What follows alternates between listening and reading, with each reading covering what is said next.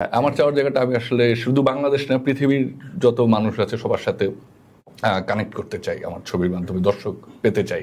যেরকম ইন্দোনেশিয়ার ছবিটা যেমন দেখে, আমারও ঠিক একই স্বপ্ন যে আমি যে ছবিগুলো বানাবো বা সামনে শুধু আমার না, আমাদের দেশের অন্য ছবিগুলো, সেটা শুধু বাংলাদেশ না, ভারত, পাকিস্তান সহ এই সমগ্র সাউথ এশিয়া ছাড়িয়ে গ্লোবালিও যেন সাবটাইটেলের মাধ্যমেও সেটা দিয়ে। এবং আমি আবারও বলছি যে এটা শুনলে হয়তো একসময় মনে হতো যে অসম্ভব, কিন্তু কোনো কিছু অসম্ভব না। সব ছবি যে লাভ করতে হবে, লাভ করলে সেই ছবি সফল, সেটা হবে দাঁড়ান। এই আধ্যাত্মিক অনেক ধরনের কথাবার্তা অনেকে বলেন। তো আপনি চান যে প্রযোজকের ঘরে তার টাকাটা? হ্যাঁ, অবশ্যই আল্লাহ অবশ্যই ফিরে আসতে হবে। মানে সেটা না হলে এটা বানানো। আমি অনেক পরিচালককে শুনেছি, আমি পরিচালকে ভালো ছবি বানাবো, প্রযোজক কি করবে সেটা তো না না না, এটা তো আমার কাছে মনে হয় যে এটা তো আমার ব্যর্থতা হবে। তখন আমার ব্যক্তিগতভাবে মনে হয় যে আমি একটা ছবি পাশান না, আমার ছবি চললো না, তো এটা আমার ব্যর্থতা। আমার ক্যারিয়ারে তো এটা আমার জন্য খারাপ হলো আর কি। সব ছবি হিট হবে, সব ছবি ফ্লপ মানে হবে এরকম তো না, ফ্লপও হবে। এখন ছবি হিট হোক আর ফ্লপ হোক, দায়ভার পরিচালকেরই আর কি, মানে দিনের শেষে আর কি। তো সে দুটাই আমি নিতে প্রস্তুত থাকি সবসময়। তো কাজে এখানে আমি বলবো না যে এই মানে এটা নিয়ে আমি অন্য কিছু না, এটা ভালো হয় নাই, আমি ভালো বানাতে পারি নাই, তার মানে দর্শক ছবিটা দেখে। অবশ্যই অবশ্যই। আর আমাদের দেশে তো আরো অনেক প্রতিভাবান শিল্পী আছে যাদের সাথে আমি এখন কাজ করার সুযোগ পাইনি, কিন্তু আমি খুবই খুবই আগ্রহী তাদের সাথে কাজ করার জন্য। এবং আমি তো সবার সাথেই কাজ করতে চাই খুব স্বাভাবিকভাবে, কিন্তু আসলে এক একটা চিত্রনাট্য, এক একটা গল্প আসলে এক এক রকম ডিমান্ড করে এক এক রকম শিল্পীকে। এবং এখানে আমার কোনো নেই, বাউন্ডারি নেই যে আমি ঠিক এক্স্যাক্টলি এটা মানে একে নিয়ে করবো, তা এরকম না আর কি। যখন যেটা সুযোগ হবে, যেটা ভালো হবে, আমি এটা এটাতে আমি খুব সিরিয়াসলি করি যে কাস্টিং আর কি, যেটা যে সঠিক কাস্টিং হতে হবে আর কি এই চরিত্রের সাথে।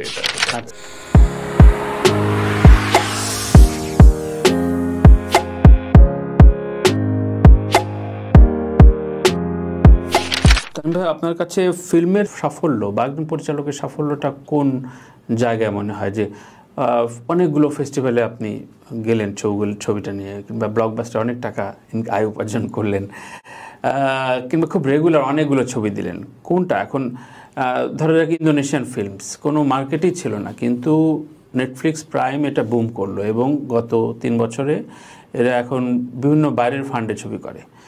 নেপাল, এটা একটা মানে আপরাইজিং একটা ফিল্ম ইন্ডাস্ট্রি তৈরি হচ্ছে। বাংলাদেশের কবে এটা কোন পর্যায়ে গেলে আসলে কোনো লেভেলে নাই এখন পর্যন্ত, কিন্তু ধরেন সেই জায়গাকে আমরা নক করছি আদতে ফিল্ম ইন্ডাস্ট্রির ডেভেলপমেন্টের জায়গা? সেটার কিন্তু আমাদের এখানেও যে একদম সেটা চিহ্ন দেখা যাচ্ছে না এরকম না। আমরা আমাদের একটা ছবির কথাই বলতে পারি, হাওয়া। আচ্ছা, হাওয়া কিন্তু পশ্চিমবাংলা এবং ভারতে সেটার হাওয়া কবে হয়েছিল, ডিস্ট্রিবিউট করেছিল না, কবে হয়েছিল সে বলছিলাম। আমি বললাম যে এটা পসিবল, বাংলা ছবিও হচ্ছে যে গ্লোবালি অন্য ভাষাভাষী মানুষ দেখবে, মানে সেই সম্ভাবনা। বা হিন্দি, তামিল, তেলেগু, উর্দু এগুলোতে ডাব হয়ে ইন্ডিয়া, পাকিস্তান সহ আরো যত আমাদের সাউথ এশিয়ার দেশ আছে, নেপাল, সেখানেও তো চলার সম্ভাবনা আছে। কারণ এখন তো আমাদের ওই বাউন্ডারি আর নাই, আমাদের যেটা ভালো লাগে দর্শক সেটাই দেখছে। মানে আমরা এখানে বসে কেরালার ছবি দেখছি, তো কেরালার দর্শকও যদি আমাদের ছবি ভালো লাগে, সে আমাদেরটা কিন্তু দেখতে পারে।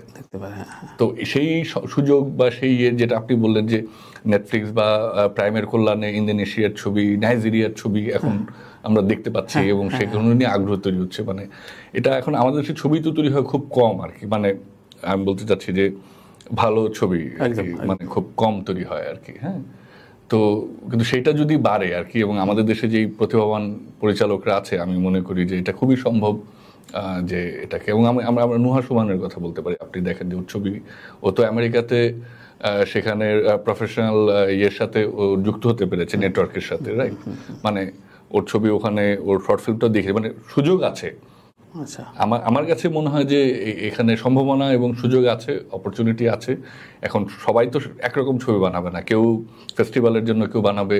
আমি আবার আমাদের দর্শকের আমার আবার ইয়েটা বেশি, আগ্রহটা ফেস্টিভ্যালের থেকে সাধারণ মানুষের ভালো লাগলো ওইটাতে একটু বেশি আমার আগ্রহ, একটু বাণিজ্যিক ধারার ছবি, যেটাকে যাই বলেন আর কি। মানে বাণিজ্যিকও বলবো না, বলবো যে এন্টারটেইনিং ছবি বানানোর ব্যাপারে আমার আগ্রহ বেশি, এনগেজিং, যেটা দর্শককে ইয়ে করবে। এরকম না যে ফেস্টিভ্যালের ছবি এনগেজিং হয় না, কিন্তু হয়তো ম্যাস এনগেজিং হয় না অনেক। আমি বলবো যে সবার জন্য না সেই ছবিগুলো। হয়তো আপনার চাওয়ার জায়গাটা, আমার চাওয়ার জায়গাটা আমি আসলে শুধু বাংলাদেশ না, পৃথিবীর যত মানুষ আছে সবার সাথে কানেক্ট করতে চাই, আমার ছবির মাধ্যমে দর্শক পেতে চাই। যেরকম ইন্দোনেশিয়ার ছবিটা যেমন দেখছি, আমারও ঠিক একই স্বপ্ন যে আমি যে ছবিগুলো বানাবো বা সামনে শুধু আমার না, আমাদের দেশের অন্য ছবিগুলো, সেটা শুধু বাংলাদেশ না, ভারত, পাকিস্তান সহ এই সমগ্র সাউথ এশিয়ার ছাড়িয়ে গ্লোবালিও যেন সাবটাইটেলের মাধ্যমেও সেটা দিয়ে। এবং আমি আবারও বলছি যে এটা শুনলে হয়তো একসময় মনে হতো যে অসম্ভব, কিন্তু কোনো কিছুই অসম্ভব না। মানে সেটার কিছু চিহ্ন আমি যেটা আগে শুরুতেই বললাম সেগুলো কিন্তু আমরা দেখেছি। তাহলে কি আমাদের এই যে পরিচালক এবং ছবি নির্মাতার পাশাপাশি কি তারকাদেরও একটা ডেফিনেশন চেঞ্জ হচ্ছে কিনা? মানে ম্যাস মিডিয়ার ধরেন দুলকার সালমানের কথা বলি, ও আসলে গল্প নির্ভর ছবির সুপারস্টার এবং কমার্শিয়াল ছবি করছে, আবার ইয়ে করছে। সেই অর্থে যে একটা হিরোইক ব্যাপার থাকবে, মানে চকলেট বয় বা এক ধরনের ছবি করবে, ওই যুগটা কি শেষ হয়ে গেছে কিনা বা যাচ্ছে কিনা? হ্যাঁ, কিছুটা। আবার সেটা আবেদনও আছে হয়তো, আবার কিন্তু দুই রকমই আমি বলবো। আর কিন্তু সেই যুগটা কিন্তু আসলে শেষ হয়ে অলমোস্ট সেদিকে। দর্শক এখন আসলে একটা এখনকার আধুনিক দর্শক কিন্তু একটু রিয়েলিস্টিক পারফরমেন্স, রিয়েলিস্টিক ক্যারেক্টার দেখতে পছন্দ করছে, দেখা যাচ্ছে আর কি, সবকিছু মিলিয়ে আর কি। তো সেটা তো আছে, কিন্তু এগেইন মানে এখনো আসলে কিন্তু চকলেট বয় ওরকম ছবিও তো হচ্ছে, তো আর কি সেগুলো চলছে। কাজেই আমরা একেবারে সেটাকে খারিজও করে দিতে পারি না। আপনার কাছে ছবির বাজেটটা আপনি একটা নির্দিষ্টভাবে বললেন মিনিমাম 2 থেকে 3 কোটি টাকা, কিন্তু এই জায়গায় বলা হয় যে, যেমন সৃজিত আমার এখানে বলেছিল যে ছবির বাজেট যদি পরিচালক বা প্রযোজক মানে চিন্তা করে তাহলে ওই গল্পটা দাঁড়ায় না। সব ছবি যে লাভ করতে হবে, লাভ করলে সেই ছবি সফল, সেটাও দাঁড়ায় না। এই আধ্যাত্মিক অনেক ধরনের কথাবার্তা অনেকে বলেন। তো আপনি চান যে প্রযোজকের ঘরে তার টাকাটা? হ্যাঁ, অবশ্যই অবশ্যই ফিরে আসতে হবে। মানে সেটা না হলে এটা বানানো। আমি অনেক পরিচালককে শুনেছি, আমি পরিচালকে ভালো ছবি বানাবো, প্রযোজক কি করবে সেটা তো না। এটা তো আমার কাছে মনে হয় যে এটা তো আমার ব্যর্থতা হবে। তখন আমার ব্যক্তিগতভাবে মনে হয় যে আমি একটা ছবি পাশান না, আমার ছবি চললো না, তো এটা আমার ব্যর্থতা। আমার ক্যারিয়ারে তো এটা আমার জন্য খারাপ হলো আর কি। মানে আমার ছবি হ্যাঁ, বা সেটা যেতেই পারি। সব ছবি হিট হবে, সব ছবি ফ্লপ মানে হবে এরকম তো না, ফ্লপও হবে।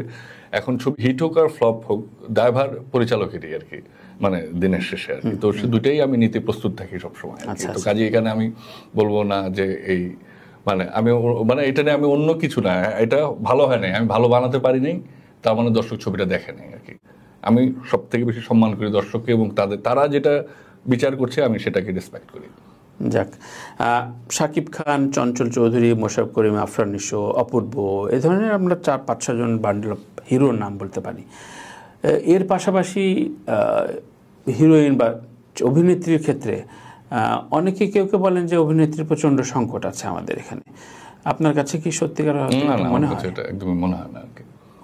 না, মানে নারী অভিনয় শিল্পী তো আছেন, ভালো আছেন এখানে, বরঞ্চ তো পুরুষ অভিনয় শিল্পীর সংকট আমি বলবো আর কি।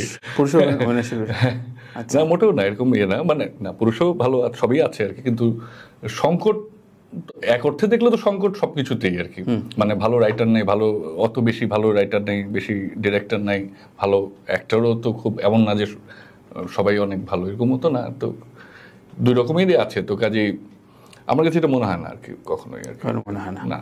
আপনি উৎসবের প্যানেল থেকে খুব বেশি রিপিট করলেন না স্টার কাস্ট, তো তারা বারবার ফোন দেন, এটা কেন?